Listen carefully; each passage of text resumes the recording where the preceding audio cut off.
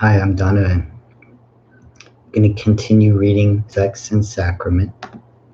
We're still in part one, which is really exploring prayer, many different kinds of prayer. And today we're going to begin chapter 5, and we're in the fourth of the 4 stages of prayer that come out of the Christian tradition, but we're exploring how many other traditions of practice also have these traditions, these practices.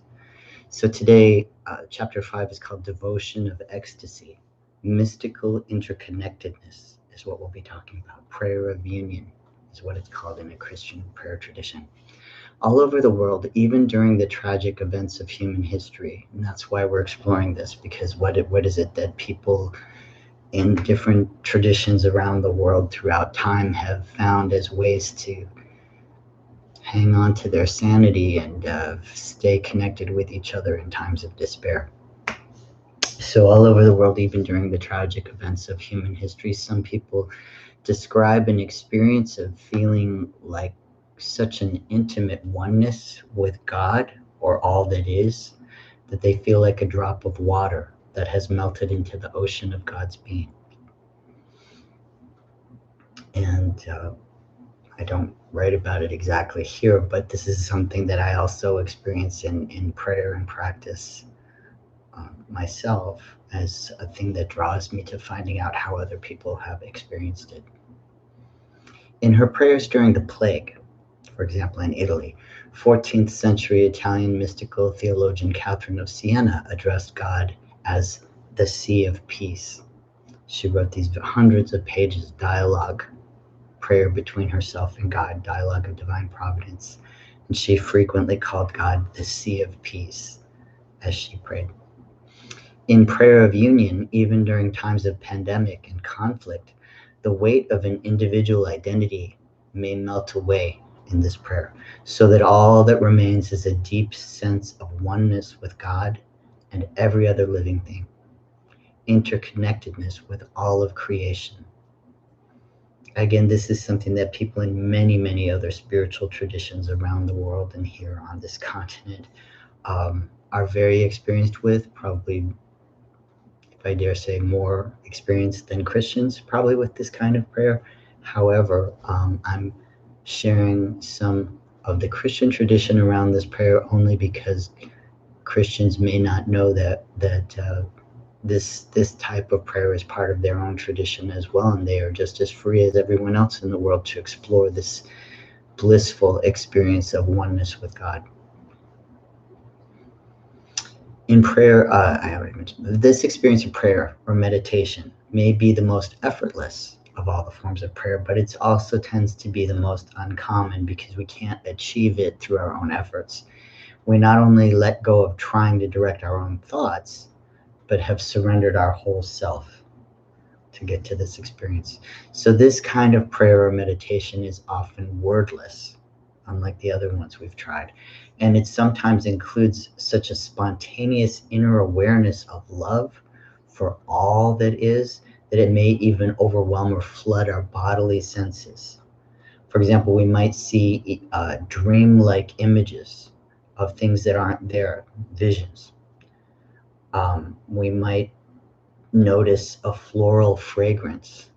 And here again, people that have been commenting and asking for this sort of thing, there are biblical images like that. Song of Songs, chapter 2, verse 1. Roses, lily of the valley, rose of Sharon. Christians throughout history have noticed a smell of roses or lilies sometimes when they're praying. You may notice a taste of wild honey, Psalm 119, verse 103, sweet honey in the rock. That one really stands out to me because that's something I've experienced in prayer from time to time, just a feeling of being with beyond Jesus and his friends in the upper room, and actually tasting not all of the food, not the wine. I'm a recovering alcoholic, so it's good that I never tasted the wine, but I had this experience of praying and feeling like I'm actually tasting this wild honey with honeycomb still in it. And it was I wasn't expecting it. Or some people experience the singing of a heavenly choir. And that's something, again, for Christians that are exploring this right now and wondering if it's okay. John the Divine experienced that and talks about that in Revelation, the book of Revelation in chapter 19. So, again, I'm just mentioning this to say our senses are created by God. They're given by God for those of us who believe in God.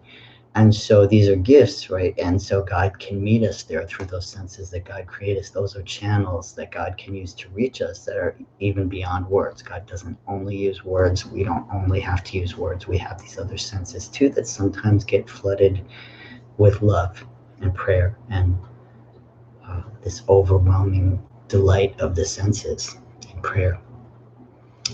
So this extremely rare higher contemplation, as it's sometimes called, is usually an even more intense mystical experience than the quiet prayer that we explored in the last few episodes.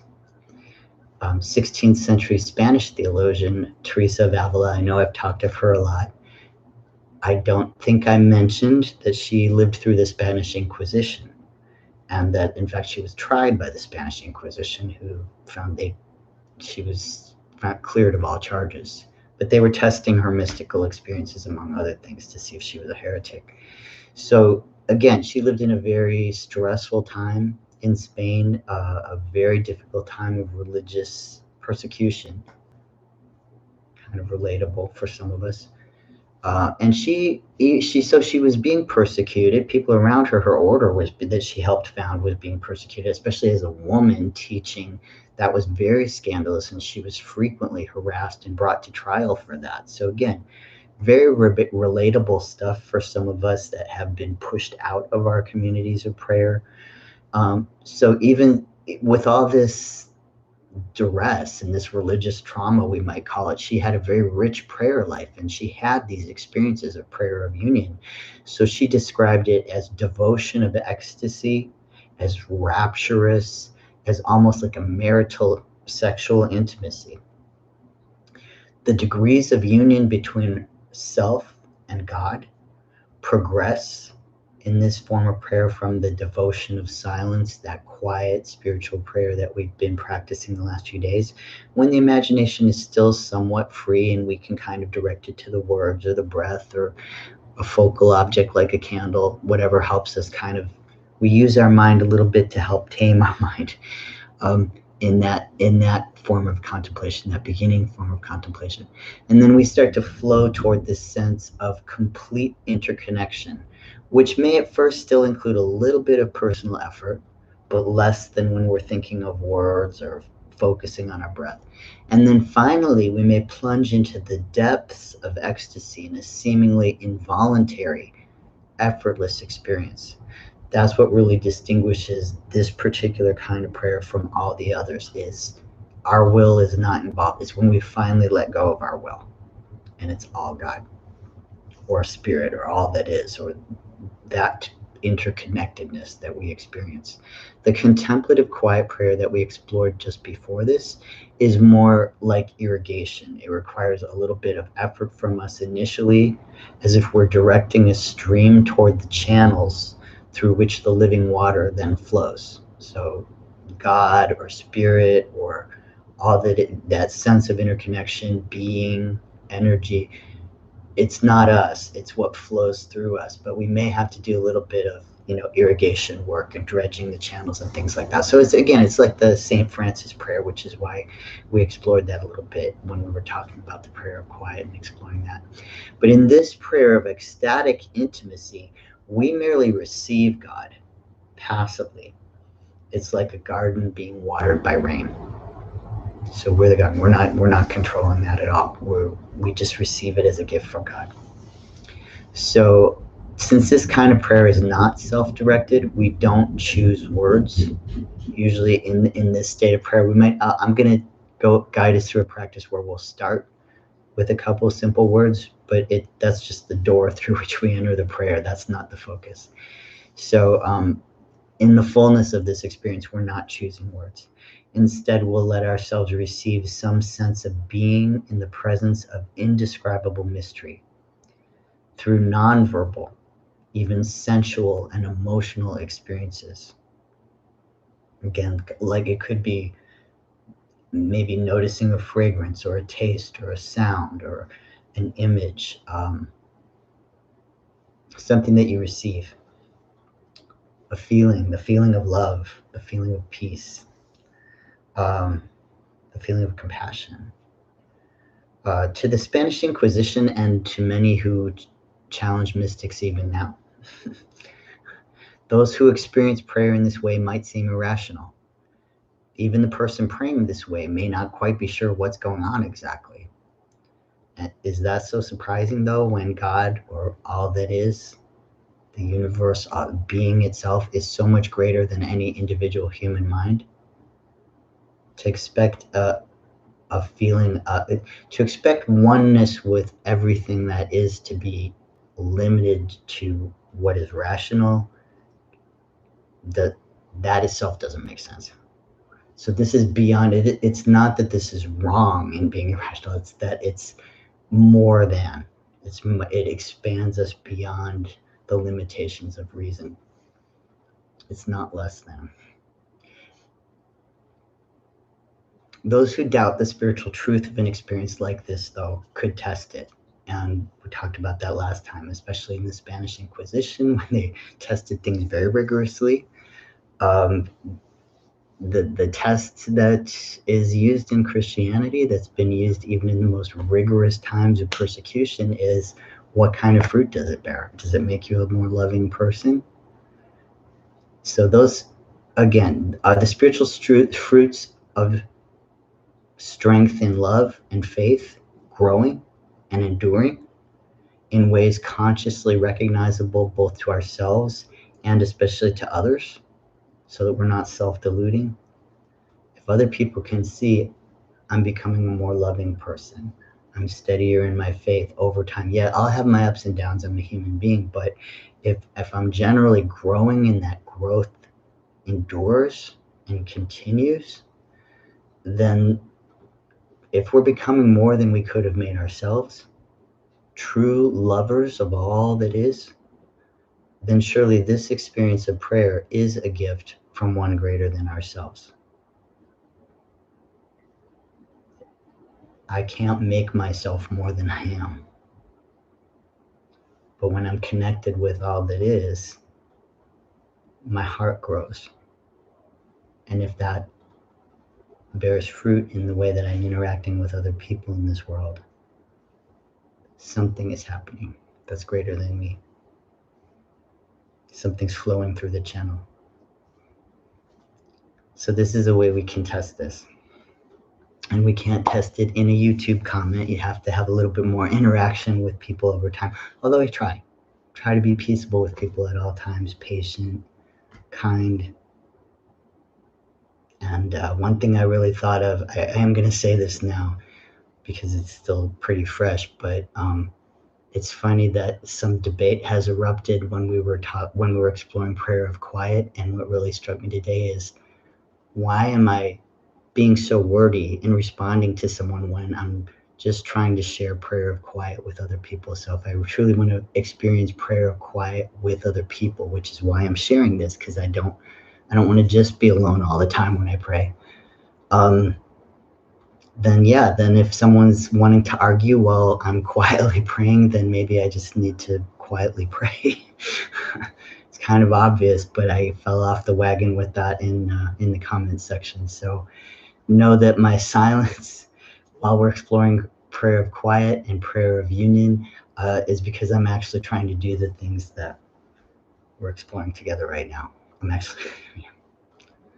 All right, so quiet is usually silent, not wordy. Who knew? Okay, so to enter into this experience of prayer, this is the last thing I'm going to say tonight. I just want to give you a heads up that we're going to conclude this chapter with a couple of guided practices in sometime next week.